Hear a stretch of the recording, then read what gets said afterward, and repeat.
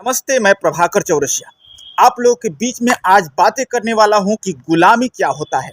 गुलामी वो जो आपको चैन से जीने ना दे, गुलामी वो जो आपको स्वतंत्र रूप से रहने ना दे, गुलामी वो है जो आपकी माँ, बहन, बेटी, आपके धन दौलत, आपके पशु पक्षी कोई भी सुरक्षित ना रह सके। आपको हमेशा टॉर्चर किया जाता रहे और आपको हमेशा बर्बाद करके आपको घुटनों तले झुकाने की बातें की जाए, वो होती है गुलामी। और गुलामी ये सहज नहीं होती है। गुलामी जो लोग भोगे हुए हैं उन लोगों से जाकर के पूछिए कि आखिर गुलामी कितना कष्टदायी है। लेकिन फिर भी हम लोगों ने पूरे विश्व के अंदर ये आता है कि नेपाल ऐसा देश है जो कभी किसी का गुलाम हो ना सका। और इसका सबसे बड़ा श्रेय ये मिलता है कि हमारे देश के लोग देशभक्त थे, अपने देश के प्रति निष्ठावान थे, अपने देश के प्रति चरित्रवान थे, अपने देश रक्षा के हेतु संगठित थे।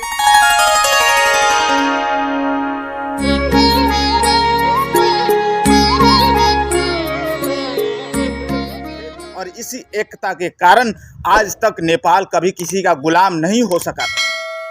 हालांकि ये बात आता है कि हमारे पड़ोसी देश भारत यहाँ तक कि मुगलों का गुलाम हुआ था, ईसाइयों का गुलाम हुआ था, यानी कि क्रिश्चियनों का या कहे अंग्रेजों का गुलाम हुआ था।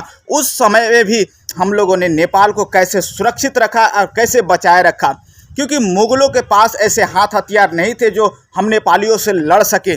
और ज़मीन पर लड़ने वाले क्षमता में हम लोग मजबूत थे और एक थे, संगठित थे, और हमारे पास जो मैन पावर था सब देशभक्त थे। इसलिए हमें मुगल काल में अपने देश पर कोई भी क्षति नहीं आई।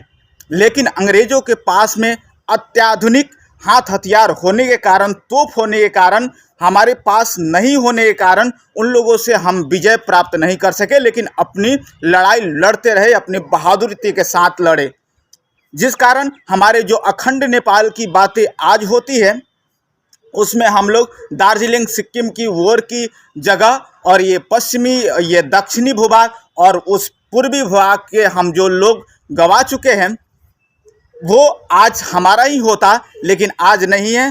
खैर, जो बीता सो बीता, उसे छोड़िए। लेकिन आज कल जो हमारे देश की स्थिति है तो लोग देशभक्ति के अलावा लोग राष्ट्रद्रोही कार्य में ज़्यादा फंसे हुए हैं।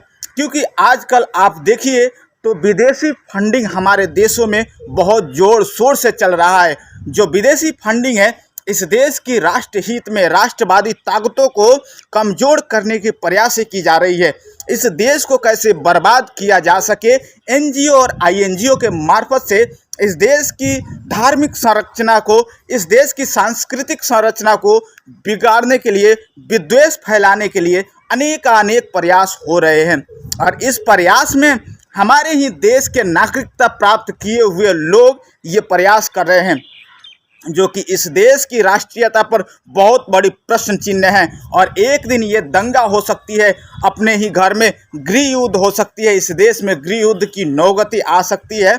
तो ऐसी स्थिति से बचने के लिए हम आग्रह करना चाहते हैं कि जितने भी हमारे भाई हैं, हमारे बंधु हैं, वो राष्ट्रभक्ति दिखाए, वो अपने देशभक्ति दिखाए और देश की रक्षा हेतु हमेशा जो राष्ट्र विरोधी ताकतें हैं उन लोगों को रोकने के लिए प्रयास किया जाए और हमारी ये प्रयास सफल हो और अपने देश को हम बचा सके। हमें गर्व होता है कि हम ऐसे देश से आते हैं। ये देश हमारा नेपाल है जो कभी किसी का गुलाम नहीं हुआ, लेकिन आगे के दिनों में ये गुलाम ना हो सके, उन चीज़ों को बचाए रखने के लिए, कायम रखने के लिए आज की प्रयास हमें ही करना होगा। और हम इस देश के नागरिक हैं, हम इस देश के युवा हैं, इसलिए हमें ये पहचान होना जरूरी है, ये हमें जानकारी लेना जरूरी है। क्योंकि इतिहास पढ़ कर के भी हमें सीखना बहुत आवश्यक हो जाता है। क्योंकि आप इतिहास नहीं पढ़ेंगे, आपके साथ भले ही घटित ना हो, लेकिन जो पड़ोसी मुल्कों के साथ में, जो पड़ोसी देशों के साथ में हुआ है वो आपके ऊपर भी हो सकता है। इससे सीख लेनी चाहिए। क्योंकि पड़ोसी देश भारत में जब अफगानी आतंकवादी आतताई जब आए थे तब लुटेरों ने इतनी बड़ी देश को, भारत कोई छोटा देश नहीं है, भारत एक बहुत बड़ा देश है, लेकिन फिर भी उसके अनेक अलग अलग राज्य होने के कारण और एक राज्य पर जब हमला होता था तो कोई दूसरा राज्य उसे सहायता नहीं करता था और उन लोगों ने देशभक्ति नहीं दिखाई, उन लोगों ने अपनी वीरता को संगठित नहीं कर चुके, इसलिए वो गुलाम हो चुके थे। और 800 साल मुगलों की गुलामी सही उन लोगों ने, और 200 साल अंग्रेज़ों की गुलामी सही, और वैसी गुलामी अब हम लोगों को ना सहना पड़े। हमारे देश पर कोई आक्रमण ना हो, हमारे देश पर कोई गृह युद्ध करके हमारी संस्कृति को ना मिटाया जाए।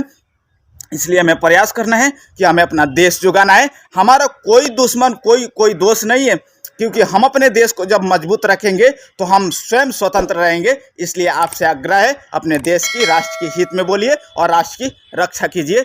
नमस्ते, जय नेपाल।